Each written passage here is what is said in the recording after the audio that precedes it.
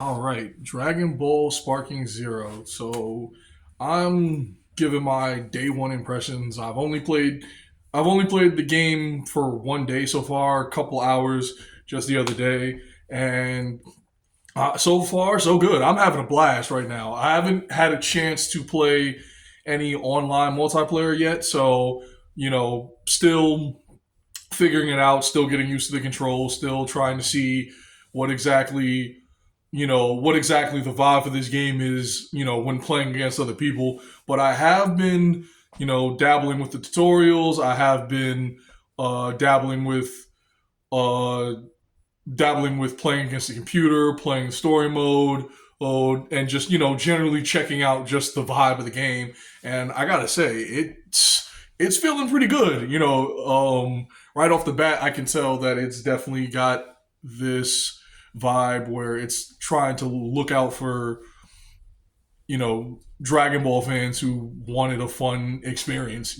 I can tell that just from the vibe of the game from when you start it up. Jumping immediately into that tutorial with Goku and Vegeta and the whole intro just showing you all these fun matchups and crazy vibes, just like any other Tenkaichi intro. And man, when I tell you, hearing the Limit Break Survivor theme play, just the vibes were immaculate. It was incredible. So even the way they do the menus is dope because seeing Goku either fly or instant transmission through different screens, seeing different Dragon Ball characters having different interactions. I just love all of that. I love the way that it's. I love the fact that it's in a package that seems like it's catered to Dragon Ball fans, and that's just dope to see. As for the gameplay that I experienced, it's been pretty fun so far. It feels like Tenkaichi, right? It feels like a Tenkaichi game. The it feels like it's gonna be one of those relative, easy to pick up and play situations, which is good because Tenkaichi is a game that's supposed to just be the video game equivalent of taking all your Dragon Ball action figures and just slamming them together. So that's that's definitely something I look forward to when I play the game. I still got to figure out the mechanics. I still got to get used to getting back into the swing of things. My muscle memory from old Tenkaichi games, I still got to get back into that while learning the new mechanics. This game definitely has I wouldn't say it's defense oriented, but it definitely does try to make it definitely does try to do more to balance offense and defense than previous games in the series. The entire counter mechanic with the circle button and everything and that entails. There's much more defensive options in this game than there were previously. Everyone has everyone has several different ways to counter now. The perception concept, deflecting key blasts, revenge counter, all of those things. All of those things add a certain type of element to the game, so that's probably going to change up the way certain interactions work. I remember when I was playing. I remember playing Tenkaichi 3.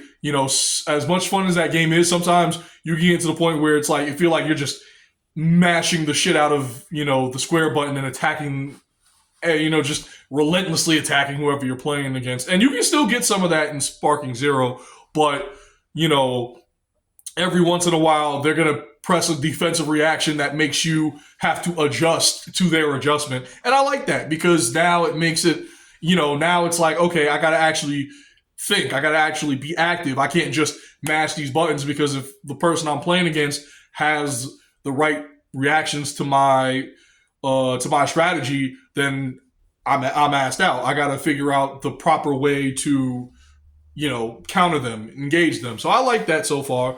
I still have to see how that goes against playing against other people, specifically online. I'm hoping to test that. If not today, then by tomorrow.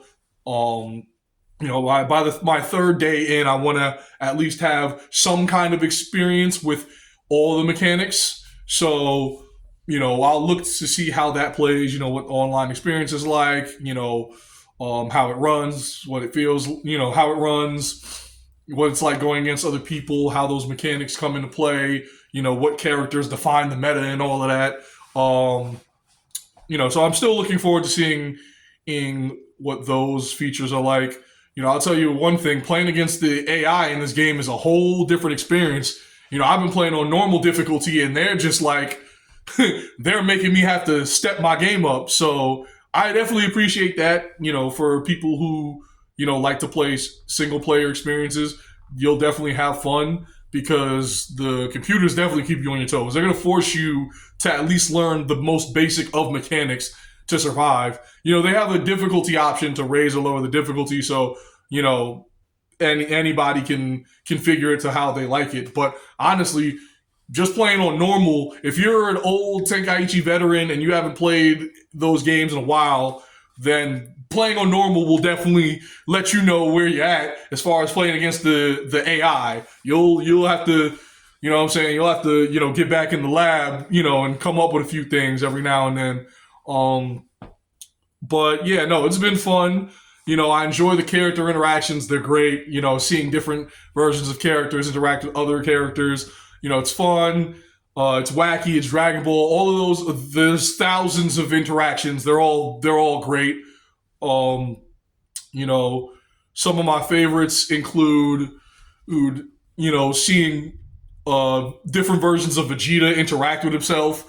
Like how current Vegeta either looks at his old self and is like, damn, I used to really walk around with all that heavy ass armor and all of that, and past Vegeta just being a, arrogant dick, stuff like that.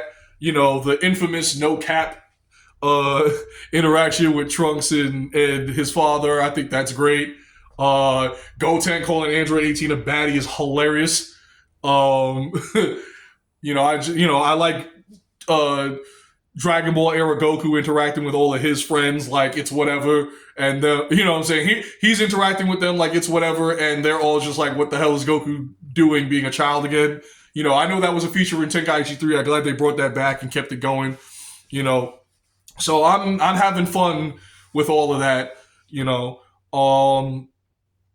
As far as the other mode I did try besides the battling against the AI was the episode battle, and that was pretty good too.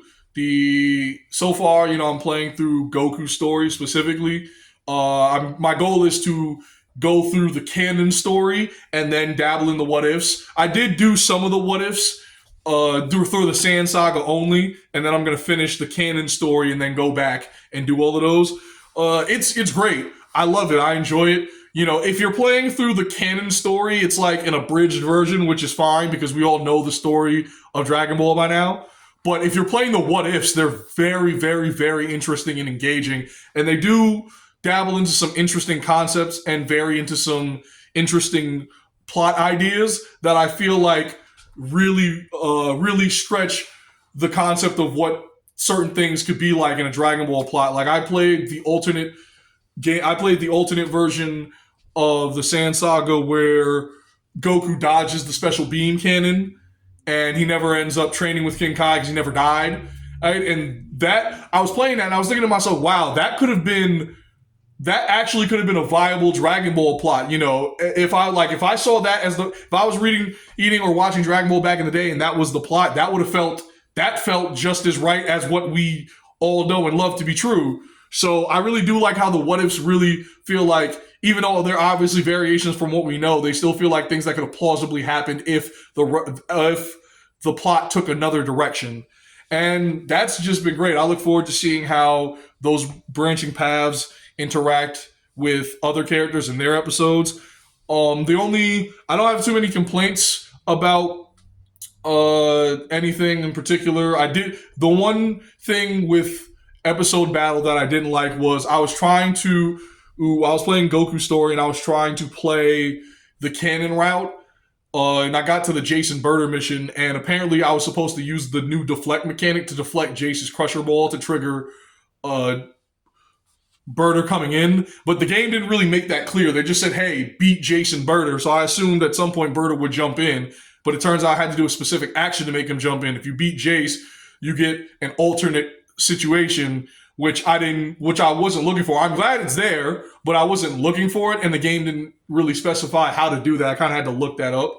But other than that, I don't really have too much complaints on episode battle. I don't have really too much complaints about anything really with the game. My first impressions are that it's great, and I'm having a wonderful experience. So I'm gonna go back to playing it some more, get some more